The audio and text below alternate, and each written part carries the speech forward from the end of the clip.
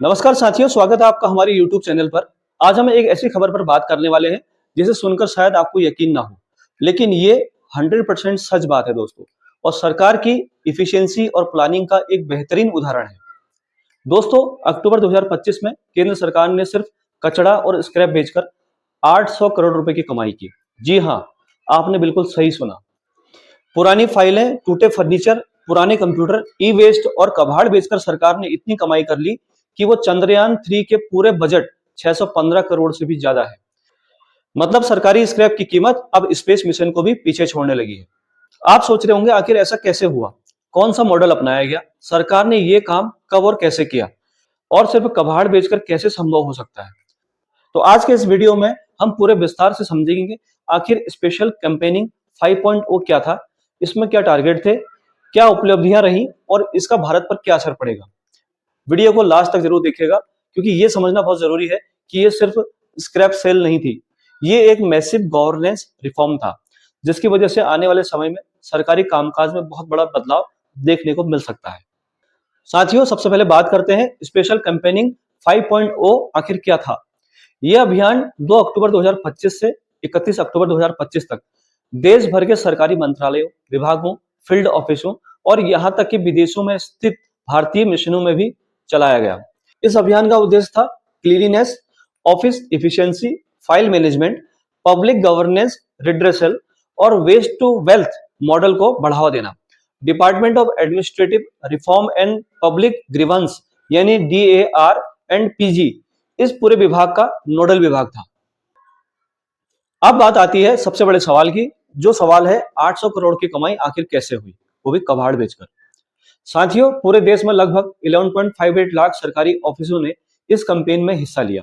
इन सभी जगहों पर पिछले कई साल से जमा पुरानी फाइलें, टूटे फर्नीचर, बेकार मशीनें, बंद पड़े कंप्यूटर, रस्टेड हार्डवेयर, ई वेस्ट और अनयूजेबल सरकारी सामान को आइडेंटिफाई किया गया और उन्हें ऑक्शन या सेल किया गया। इसी स्क्रैप सेलिंग से सरकार को सिर्फ अक्टूबर महीने में ही 800 करोड़ की अर्निंग हुई। इतना ही नहीं, इस सफाई अभियान में लगभग 232 लाख वर्ग फीट सरकारी ऑफिस स्पेस खाली कराया गया। सोचिए, 232 लाख स्क्वायर फीट, ये जगह कई बड़े सरकारी भवनों के बराबर होती है। इतना बड़ा ऑफिस स्पेस आप डिपार्टमेंट्स, नए काम, modern office setup, digital records room, citizen service corner के लिए इस्तेमाल कर सकते हैं। जो हर जगह पहले कबाड़ से भरी रहती थी, अब वह प्रोडक्टिव वर्क स्पेस बन चुकी है। इस स्पेशल कैंपेनिंग में सिर्फ स्क्रैप ही नहीं बेचा गया, बल्कि लाखों फाइलों की समीक्षा भी हुई, हजारों कंप्लेंट्स रिजॉल्व हुई और कई पुराने पेंडिंग केस को बंद किया गया। करीब 29 लाख फिजिकल फाइलों को वीड आउट किया गया। इसका मतलब है कि लाखों अनावश्यक कागज, डस्टी फाइल्स, आउटडेटेड डॉक्यूमेंट्स को हटाकर सरकार अब पेपरलेस गवर्नेंस की ओर तेजी से आगे बढ़ रही है।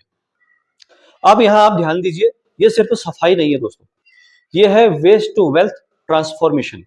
बेकार पड़ा हुआ सामान जिसे कोई देखना तक नहीं चाहता, उसे सरकार ने एसेट में बदल दिया। इसी को कहते हैं स्मार्ट गवर्नेंस। वेस्ट को रेवेन्यू में बदला, स्पेस को प्रोडक्टिविटी में बदला और पुराने सिस्टम को मॉडर्न डिजिटल वर्क फ्लो में बदला। यही है असली एडमिनिस्ट्रेटिव रिफॉर्म। और यहां मैं आपको एक दिलचस्प बात और बताना चाहूंगा, जो है स्पेशल कैंपेनिंग। ये कोई पहली बार नहीं चलाया गया। 2021 से 2025 तक ऐसे कुल 5 स्पेशल कैंपेनिंग चल चुके हैं। इनमें अब तक 23.62 लाख सरकारी ऑफिस कवर किए गए, 928.84 lakh square feet office space खाली किया गया, 166.96 लाख फाइलें या तो नष्ट हुई या डिजिटलाइज की गई, और कुल मिलाकर अब तक स्क्रैप बेचकर 490 करोड़ से अधिक की अर्निंग हुई। 2025 में एलोन स्क्रैप रेवेन्यू 800 करोड़ पार पहुंचना ये दिखाता है कि ये इनिशिएटिव बड़े स्तर पर स्केल अप हो चुका है। अब बात करते हैं ये कदम इतना बड़ा क्यों है, इसका देश पर क्या असर पड़ेगा। सबसे पहले वेस्ट टू वेल्थ मॉडल सरकार के लिए सस्टेनेबल रिन्यूएबल मॉडल बन चुका है। बेकार पड़ा हुआ मटेरियल अब अर्निंग अपॉर्चुनिटी बन गया है। दूसरा, ऑफिस एफिशिएंसी में मैसिव इंप्रूवमेंट हुआ है। जगह खाली होने से डिपार्टमेंट को मॉडर्न इंफ्रास्ट्रक्चर और ऑर्गेनाइजेशन वर्क स्पेस मिलता है दोस्तों।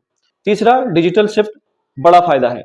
जैसे पुराने पेपर फाइल्स हट रही हैं, ई फाइल्स, ई ऑफिस कल्चर मजबूत हो रहा है। इससे स्पीड, ट्रांसपेरेंसी, एफोर्डेबिलिटी बढ़ेगी।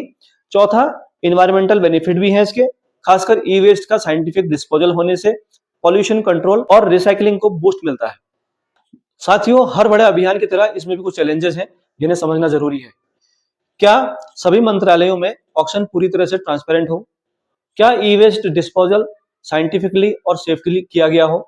क्या हर डिपार्टमेंट में रिकॉर्ड मैनेजमेंट की क्षमता पर्याप्त है? और सबसे बड़ा प्रश्न, क्या इस अभियान को नियमित अभ्यास बनाया जाएगा या सिर्फ एक मंथ लॉन्ग इवेंट के रूप में ही इसको सीमित कर दिया जाएगा? हमारी राय यह है कि इसे नियमित किया जाना चाहिए। स्क्रैप मैनेजमेंट को साल में कम से कम 2 बार बड़े स्तर पर चलाया जाना चाहिए। इसके लिए सरकार एक परमानेंट टास्क फोर्स या सेंट्रलाइज मॉनिटरिंग सिस्टम बना सकती है, जहां हर मंत्रालय की प्रोग्रेस रियल टाइम में दिखाई दे। इसके अलावा डिजिटल रिकॉर्ड रूम, ई फाइलिंग पॉलिसीज और फाइल रिटेंशन रूल्स को सख्ती से लागू किया जाना चाहिए। रेवेन्यू री इन्वेस्टमेंट मॉडल भी जरूरी है। स्क्रैप से आने वाला पैसा उन्हीं डिपार्टमेंट में मॉडर्नाइजेशन के लिए वापस लगे जो इस अभियान में शामिल हुए थे। अगर इस मॉडल को सस्टेन कर दिया जाए तो भारत दुनिया के उन चुनिंदा देशों में शामिल होगा जो सरकारी वेस्ट को सिस्टमेटिक एसेट्स बनाने में सफल होंगे। ये न सिर्फ इकोनॉमिक इफिशिएंसी लाएगा बल्कि गवर्नेंस का पूरा इकोसिस्टम बदल सकता है। ये इनिशिएटिव आने वाले समय में गवर्नमेंट ऑफिस को क्लटर फ्री, डिजिटल फ्रेश और अकाउंटेबल वर्क स्पेस में बदल सकता है। लास्ट में दोस्तों ये समझना जरूरी है कि ये सिर्फ कचरा बेचने की कहानी नहीं है। ये भारत सरकार की सोच का एक नया अध्याय है कि छोटे छोटे सुधार, स्मॉल रिफॉर्म्स भी बड़े बड़े परिणाम, बिग आउटकम्स दे सकते हैं।